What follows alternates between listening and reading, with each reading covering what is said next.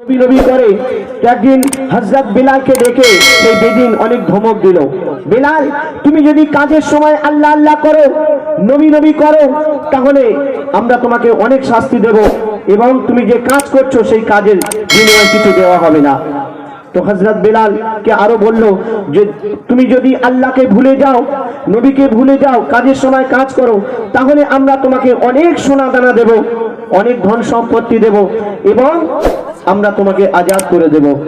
তো এই কথা শোনার পর হযরত বিলাল সেই বেদিনদের বললেন যে দুনিয়ার আমি সব কিছু ত্যাগ করতে পারবো, আমার দয়ার রাসূলকে আমি কোনোদিন ভুলতে পারবো না, আল্লাহকে আমি কোনোদিন ভুলতে পারবো না। তো কবি ছন্দের মাধ্যমে কি লিখছে শুনুন। সোনা সোনা সোনা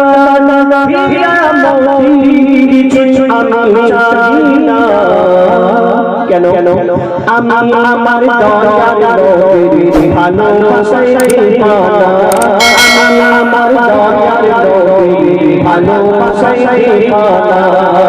সোনা হীরা মোতি সোনা হীরা মোতি কিছু আমি জানি না, আমি আমার দয়ার নবীর ভালোবাসায় দিওয়ানা, আমি আমার দয়ার নবীর ভালোবাসায় দিওয়ানা। দিওয়ানা দিওয়ানা নবীজির দিওয়ানা, আমি আমার দয়ার নবীর ভালোবাসায় দিওয়ানা, আমি আমার দয়ার নবীর ভালোবাসায় দিওয়ানা।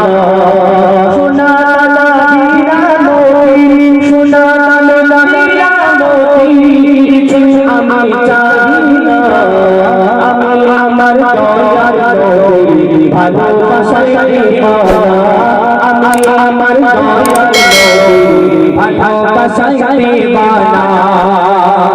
সব দিল সব সাথী কোথায়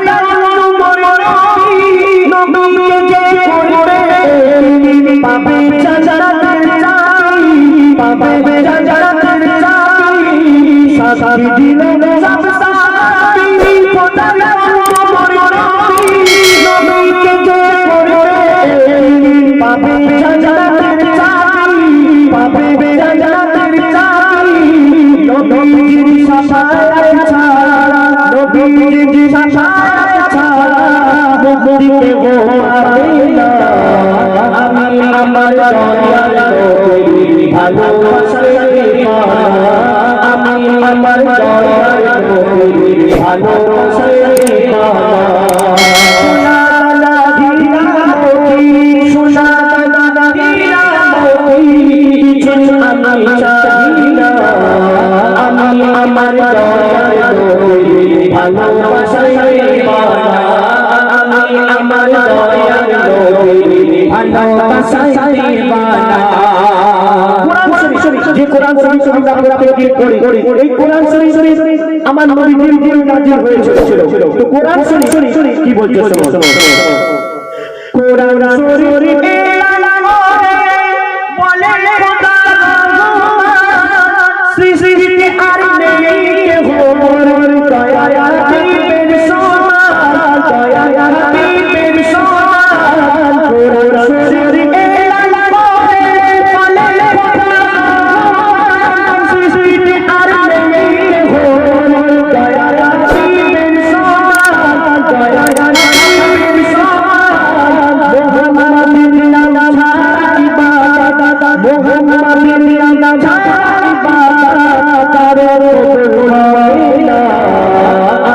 আমার দয়ার নবীর ভালোবাসায় দিওয়ানা, আমি আমার দয়ার নবীর ভালোবাসায় দিওয়ানা।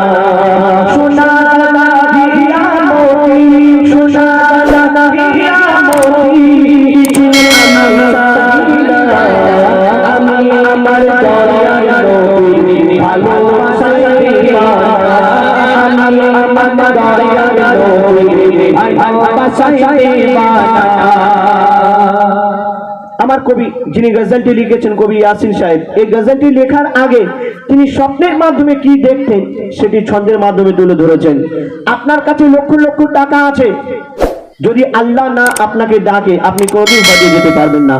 আর আপনার কাছে না টাকা থাকলেও যদি আল্লাহ আপনাকে ডেকে নেয় কাবা শরীফ তওয়াফ করার জন্য, নবীজি রওজা শরীফ জিয়ারত করার জন্য, তো টাকা না থাকলেও আপনাকে কেউ হয়তো পাঠিয়ে দেবেন। তো কবি ছন্দের মাধ্যমে কি লিখছেন?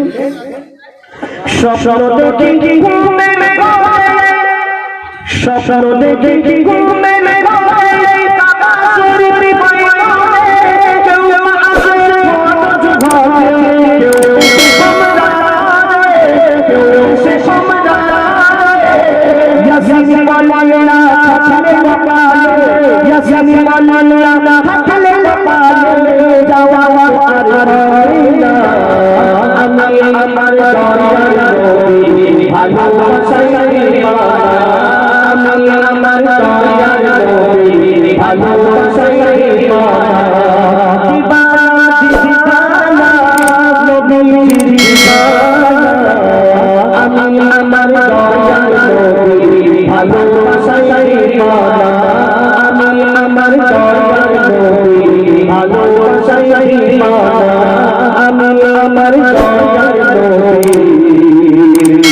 ভালোবাসায়